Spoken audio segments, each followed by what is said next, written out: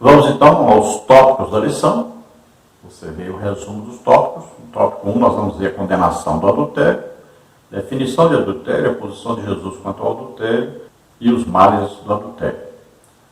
No tópico 2 nós vamos ver o que rege o coração, regerá o corpo. Então o que procede do coração, o homem é o que pensa, sujeitando o corpo ao Espírito Santo. No tópico 3, a indissolubilidade do casamento. O casamento na perspectiva bíblica, o que fazer para que o casamento seja para sempre. Casamento, uma união indissolúvel. Então, no tópico 1 aí, a condenação do adultério. No tópico 1, definição de adultério. No grego temos o verbo mosheo, cometer adultério, ser um adúltero, ter relação ilícita com a mulher de outro. Da mulher, permitir adultério, ser devassa. Biblicamente, o adultério é definido como uma relação sexual que um homem casado tem com uma mulher que não é a sua esposa, ou vice-versa. A idolatria era chamada figuradamente de adultério, como está em Jeremias 3, 8, 9 e Ezequiel 23, 37. Jamais se deve pensar que as ordens divinas em relação ao adultério fossem pesadas demais. Na verdade, por meio dessas prescrições da lei, o que se colimava era preservar o casamento, a fidelidade conjugal, a família. O mandamento não adulterarás trata-se de um dique que preserva a fidelidade conjugal e a família, a célula máter da sociedade. O adultério deve ser evitado a todo custo, pois suas consequências são devastadoras. Além de ser pecado, fere a santidade de Deus. Então, o adultério é uma relação sexual de alguém que é casado e mantém relação sexual com outra pessoa fora do casamento. Ou a pessoa solteira que tem relação sexual com a pessoa que é casada. Então, aí se caracteriza o adultério, a traição, a quebra da aliança feita diante de Deus de união entre esses duas pessoas que são casadas. Então, a quebra de aliança, tanto é com Deus, em primeiro lugar, quanto com a pessoa que é o cônjuge, né, com quem se está casado. Então, se quebrou aí duas alianças. É por isso que o símbolo do casamento é uma aliança, né? Essa aliança que se usa. Então, ela não tem início e fim, indicando que o casamento é até que a morte se separe. A idolatria, muitas vezes na Bíblia, também é indicativo de um adultério. Aí, porque uma quebra de aliança. Então, tem uma aliança com Deus e ela é quebrada. Então, Deus chama aqueles que quebram a aliança com Ele de adúlteros. Então, nós vamos ver o povo de Israel sendo tratado muitas vezes como adúlteros. Deus fala bem claro sobre isso, muitas vezes na Bíblia. Trata, então, aqueles que tinham aliança com Ele, quebraram a aliança, caíram, por exemplo, na idolatria. Então, eles são considerados adúlteros. Traíram a Deus, quebraram a aliança com Deus. Assim como no casamento, quando há adultério, existe aí o que? Uma quebra de aliança. Então, quando Deus cria a lei dizendo sobre o adultério e sobre aí o desejar, né, a mulher do próximo, então ele está criando uma norma para preservar o casamento, preservar a família, preservar uma nação. Então veja que uma quebra de aliança, um divórcio, aí pode destruir totalmente uma família, muitas vezes destrói uma fortuna construída e atinge toda uma sociedade. Imagine, uma empresa, por exemplo, que quebra devido a uma separação do casal, aí um divórcio, aí, olha aí, os funcionários, todas as famílias dos funcionários vão ter um prejuízo grande. Veja só, por causa de uma separação, pode toda uma família, toda uma empresa, todo um futuro bem construído, que estava tudo aí programado, bem fundamentado, bem construído. Tudo isso pode ir por água abaixo, pode se acabar de repente. E é o que acontece na maioria das vezes. Os filhos, muitas vezes, né, se tornam pessoas aí com problemas, principalmente de ansiedade, depressão, síndrome do pânico. Existe muito isso em famílias de pais separados. Problemas vários acontecem e mortes acontecem devido a uma separação de um casal. É coisa seríssima isso. Então o adultério deve ser evitado a todo custo. Então deve haver esforço realmente. E na primeira expectativa, no primeiro olhar, na primeira intenção, já corta logo, para, foge disso, tira isso da sua cabeça imediatamente, porque isso pode destruir uma família e toda uma sociedade dependente dessa família. Cuidado com isso. Subtópico 2, nós temos a posição de Jesus quanto ao adultério. Para Jesus, a gênese do adultério está no coração, começando com um olhar cobiçoso e pensamentos impuros que levam à prática sexual ilícita. O posicionamento do mestre vai além de tudo o que, no Antigo Testamento, era permitido ao homem, divorciar-se de sua mulher, Deuteronômio 24:1. Cristo vai ao cerne da questão e fala de um coração profano e contaminado, capaz de olhar cobiçosamente para uma mulher e, sem motivo, conceder carta de divórcio à esposa. No seu sermão, Jesus evidencia a importância de homens e mulheres absterem-se de pensamentos impuros, tanto fora como dentro do casamento, pois é dessa forma que se consegue manter a pureza em 3 níveis: sexual, moral e social. Precisamos ter a consciência de que, perante Deus, como bem expressou Cristo, uma intenção errada é tão pecaminosa quanto um ato. Por isso, devemos sempre buscar pensamentos puros e bons. Então Jesus, ele diz bem claro, começa aí com um olhar, né? Aí vem um desejo. Então tem que tomar muito cuidado com isso. Tem que parar aí. Como nós explicamos, olha, existe aí como é que Satanás consegue aí tentar as pessoas, como é que ele consegue levar a pessoa, por exemplo, a um adultério. Então ele vai ver isso, ele vê, ele percebe quando a pessoa está olhando para a outra, né? E ele vai ajudar isso, vai botar fogo nisso, né? Esse parar o olhar e ficar olhando já é um indicativo. Então veja só, ele procura uma brecha, ele procura uma oportunidade para destruir um casamento. Então ele vai ver o homem parar o olhar, ficar olhando, né? Aí uma mulher, ou a mulher parar o olhar, ficar olhando o homem. Então ele vai ver já isso e vai prestar atenção e vai ajudar, é como se fosse assoprar o fogo. Então esse olhar aí é a primeira coisa, é a primeira porta de entrada para o adultério. E Jesus disse, então, aquele que olhar já com a intenção já está cometendo o adultério. Então, desvia o olhar, tem que ser desviado imediatamente. Veja que o comentarista que diz que o Antigo Testamento permite o divórcio, não existe isso na Bíblia. O que é ensinado em Deuteronômio, capítulo 24, versículo 1, é quando o homem se casava com a mulher e ele via coisa feia. O que significa isso? Pode significar 2 coisas. Descobria que ela não era mais virgem, então ele poderia imediatamente lhe dar uma carta de divórcio. Ou, quem sabe, a mulher tinha um defeito físico grave, né? E ele não sabia. Então, também ele tinha o direito, então, de se divorciar. Aqui não está falando que Deus está permitindo divórcio, está incentivando divórcio, ou que Moisés permitiu divórcio. Não é isso o ensino aqui. Não existe esse ensino na Bíblia.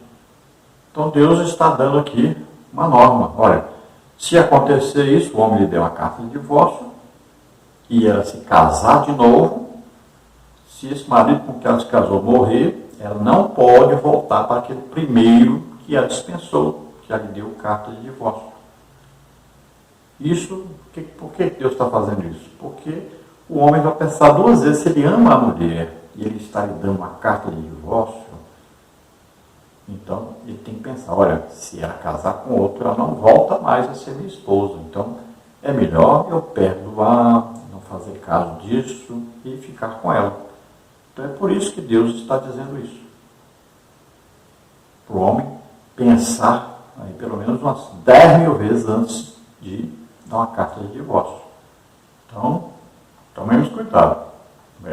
Que a pessoa fala, não, no Antigo Testamento era permitido dar carta de divórcio. Cuidado, que a pessoa já pensa logo, então existe a permissão. Não, não é isso que está lá dito.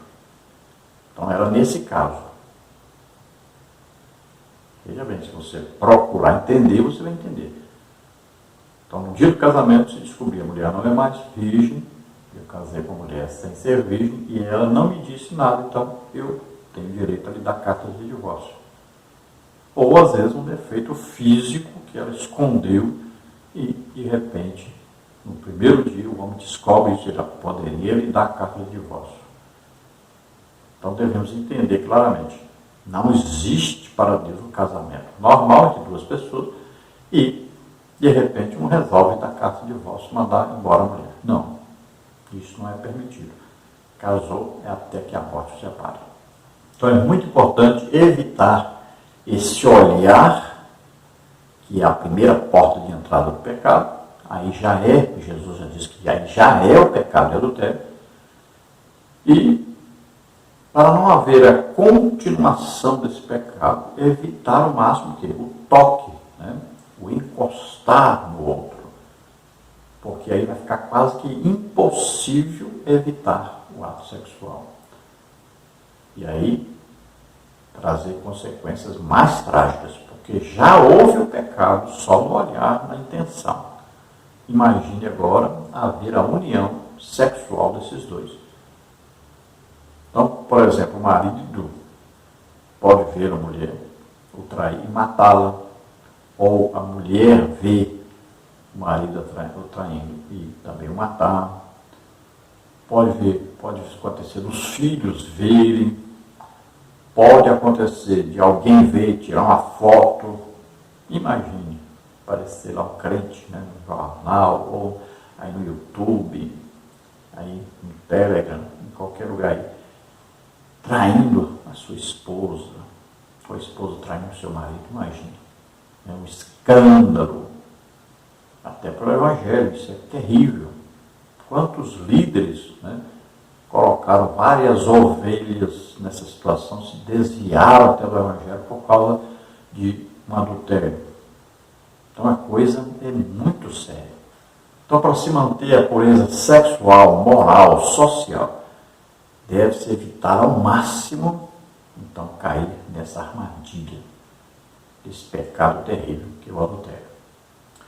Então, para isso, devemos ler a Bíblia e desejar sempre as coisas que são de cima, as coisas espirituais. Procurar sempre ter pensamentos puros, pensamentos bons. Então, evite filmes pornográficos, novelas, evite tudo que possa fazer você ter intenções impuras, desejos impuros. Subtópico 3, os males do adultério. O adultério sempre é prejudicial para a estrutura familiar e qualquer infidelidade no relacionamento a dois sempre será ruim, pois gera desconfiança, feridas emocionais, desvalorização, desrespeito, fraqueza e queda na vida espiritual. Por isso, é importante evitar tanto a prática do ato como os pensamentos indevidos. Além disso, os prejuízos espirituais são ainda maiores. Não havendo pureza em seus pensamentos, nem havendo lealdade com seu cônjuge, o relacionamento entra em perigo, deturpa a mente do cristão que, tendo a mente de Cristo, só deve pensar coisas boas. 1 Coríntios 2,16. O adultério deve ser evitado a todo custo, pois suas consequências são devastadoras. Além de ser pecado, fere a santidade de Deus. Provérbios 5, 3 a 8. Então veja que o adultério sempre é prejudicial, tanto dentro da família quanto na sociedade que se vive. Pode haver aí uma desavença geral, um prejuízo geral, pode haver também a parte financeira, uma quebradeira geral, devido a um adultério.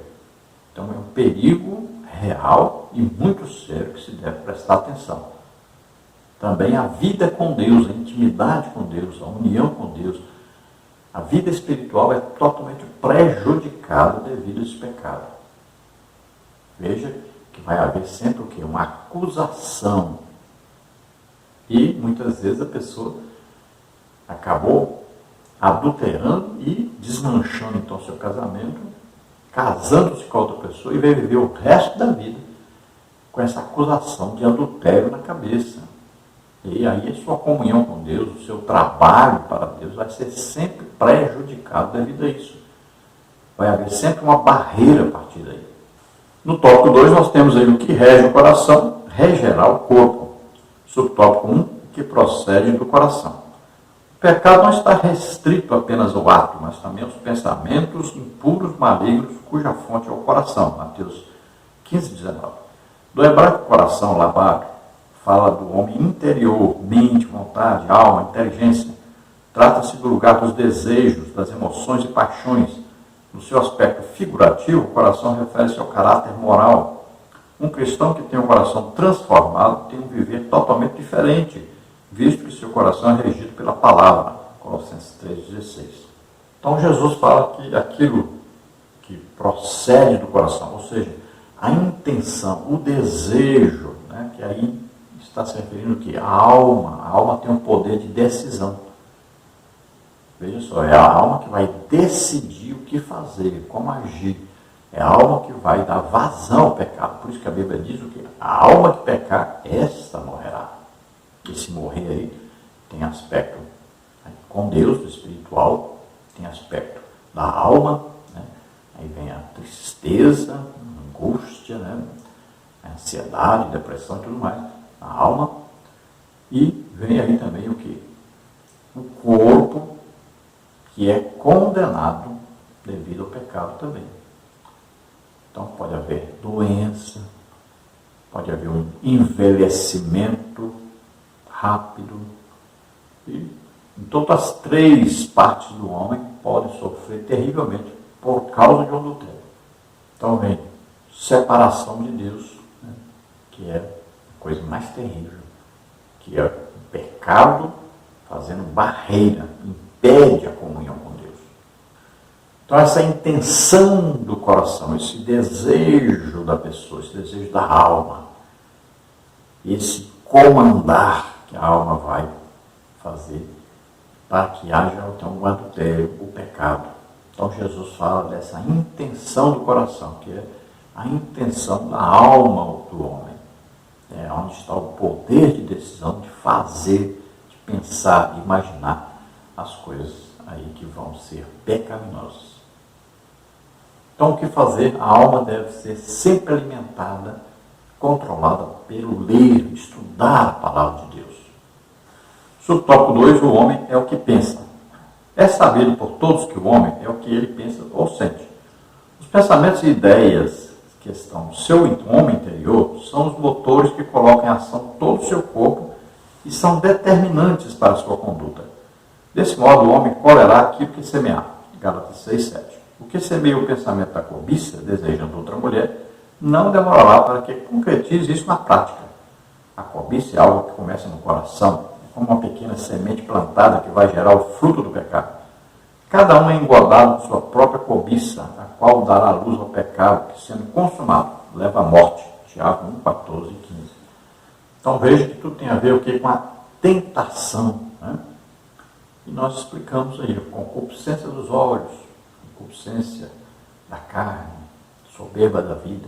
Sempre essas três coisas estarão aí para fazer com que o crente, né, com que qualquer pessoa seja derrubada, seja vencida pelo pecado.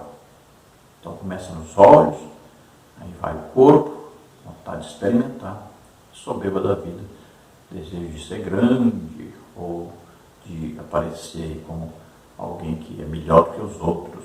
Então sempre essas três coisas estão aí juntas para consumar o pecado. Então pensamento, imagine, você fala com você mesmo, você fala o dia inteiro, você tem pensamentos o dia todo.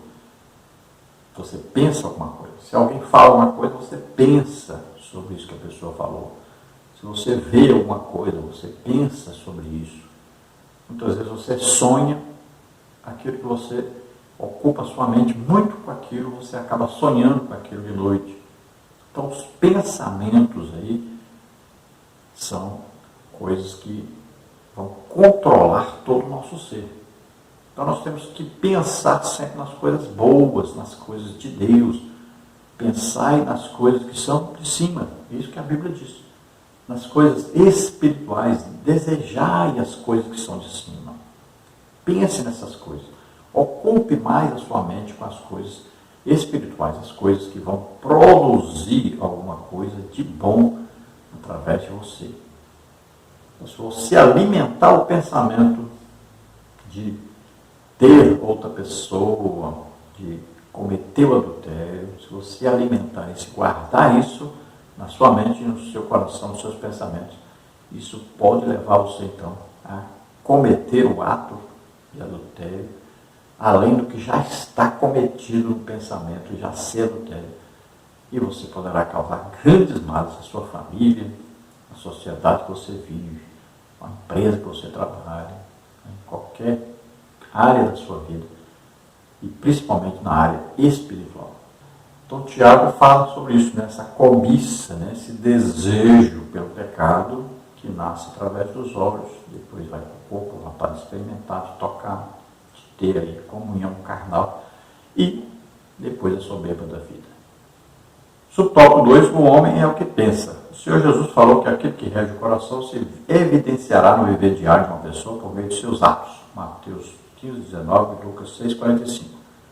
O que foi muito bem explicado por Paulo quando chamou de obras da carne as ações produzidas por um coração pecaminoso, como está em Gálatas 5, 19 e 21. Ninguém está isento de tentações, mas é preciso revestir-se do novo homem interior, produzido por Cristo para jamais cometer os atos pecaminosos por meio do corpo. Efésios 4, 24, Romanos 6, 12 e 13. A saída é pedir para Jesus fazer a transformação e nos dar um novo coração. Ezequiel 11, 19, 18 e 31. Então veja o que domina o seu coração, os seus pensamentos, suas intenções, a sua alma. Olha, a falta de Bíblia, a falta de leitura bíblica é tremendo isso. Pode ocasionar aí um enfraquecimento da alma e a alma ser então possuída por pensamentos, desejos pecaminosos.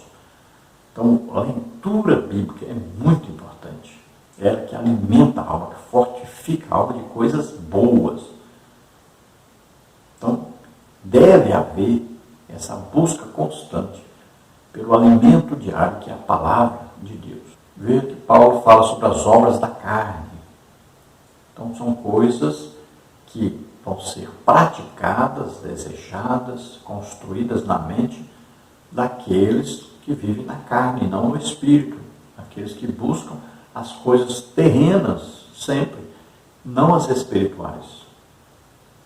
Então, nosso desejar, nosso buscar, nossos objetivos sempre têm que estar de acordo com a palavra de Deus, com a vontade de Deus.